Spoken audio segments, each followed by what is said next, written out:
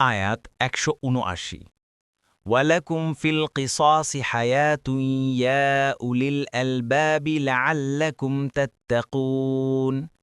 অনুবাদ: আর হে বুদ্ধি বিবেক সম্পন্নগণ, কিসাসের মধ্যে তোমাদের জন্য রয়েছে জীবন, যাতে তোমরা তাকওয়া অবলম্বন করো।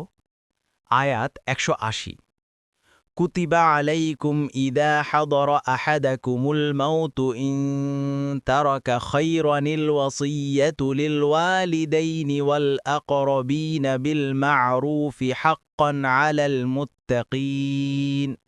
অনুবাদ: তোমাদের মধ্যে কারো মৃত্যুকাল উপস্থিত হলে সে যদি ধন সম্পত্তি রেখে যায়, তবে প্রচলিত ন্যায়নীতি অনুযায়ী তার পিতামাতা ও আত্মীয় স্বজনের জন্য ওয়াসিয়াত করার বিধান তোমাদেরকে দেয়া হল। এটা মুত্তাকিদের উপর কর্তব্য।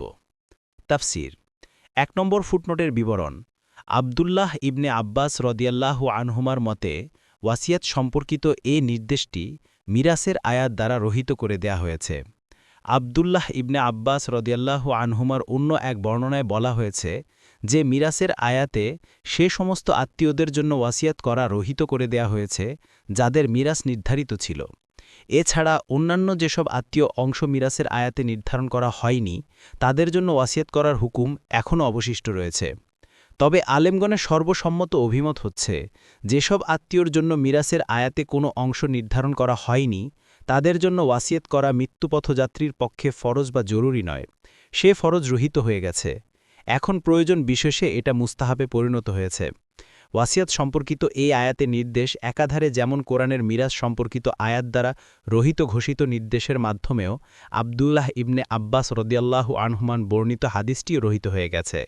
বিদায় হজের বিখ্যাত খুতবায় রাসূল সাল্লাল্লাহু আলাইহি ওয়াসাল্লাম বলেছেন, আল্লাহ তাআলা প্রত্যেক হকদারের হক নির্ধারণ করে দিয়েছেন, সুতরাং এখন থেকে কোনো ওয়ারিসের জন্য ওয়াসিয়াত নেই। তবে আলেমগণের সর্বসম্মত অভিমত অনুযায়ী মৃত্যুপথযাত্রীগণের পক্ষে এখনও তাদের মোট সম্পদের 1/3 পর্যন্ত ওয়াসিয়াত করা জায়েজ আছে।